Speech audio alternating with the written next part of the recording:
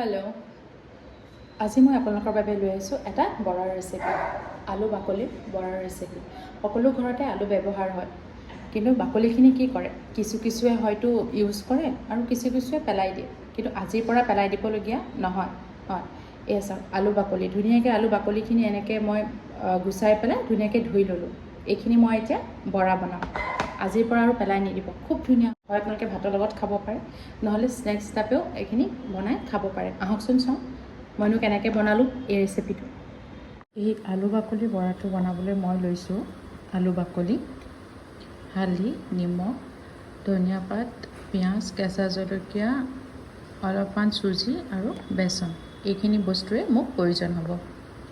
এতিয়া যাওঁ ব'লক ৰেচিপিটোৰ মাজলৈ। এতিয়া মই এই আলু বাকলিখিনি এটা মিক্সাৰ জাৰত ধুনীয়াকৈ পিচি ল'ম।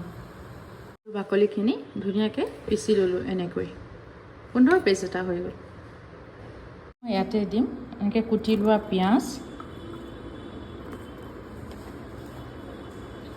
কেঁচা জলকীয়া মই দুটাই ব্যৱহাৰ কৰিছোঁ।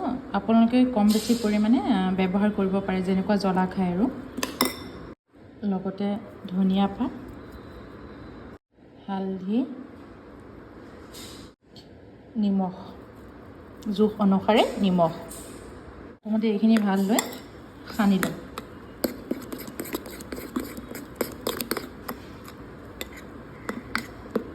এতিয়া ইয়াতে দিম বেচন,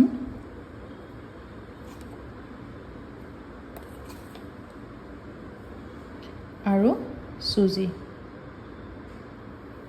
চুজি অবিহনে আপোনালোকে চাউলৰ গুড়াও ব্যৱহাৰ কৰিব পাৰে। চাউলৰ গুড়া দিলে খুব ভাল হয়। মোৰ তাত চাউলৰ গুড়াৰ নাছিলে, যাৰ কাৰণে মই চুজি 2 চামুচ ব্যৱহাৰ কৰিছোঁ।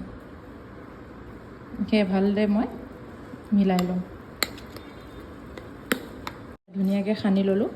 এতিয়া আহক ভাজি লওঁগৈ এইখিনি।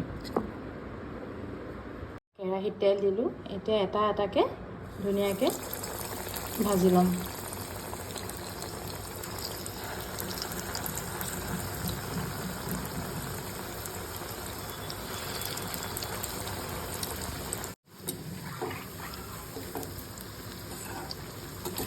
কি ধুনীয়া হৈছে চাওকচোন, কালাৰটো ইমান ধুনীয়া আহিছে।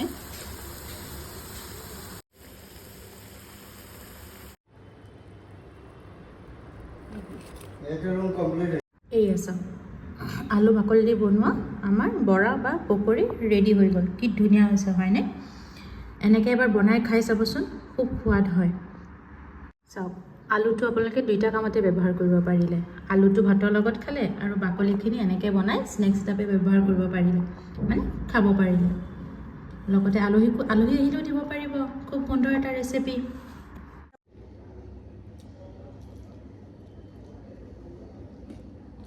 এয়া চাওক, কি ধুনীয়া হৈছে না, ভিতৰটো ইমান ধুনীয়া হৈছে। এবাৰ বনাই খাবলৈ নাপাহৰিব, কিন্তু খাই চাব, খুব টেষ্টি হয়, খুব ধুনীয়া হয়। আৰু মোৰ ৰেচিপিটো যদি ভাল লাগিলে লাইক, কমেণ্ট, শ্বেয়াৰ কৰিব আৰু লগতে মোৰ চেনেলটো ছাবস্ক্ৰাইব কৰি দিব। Thank U.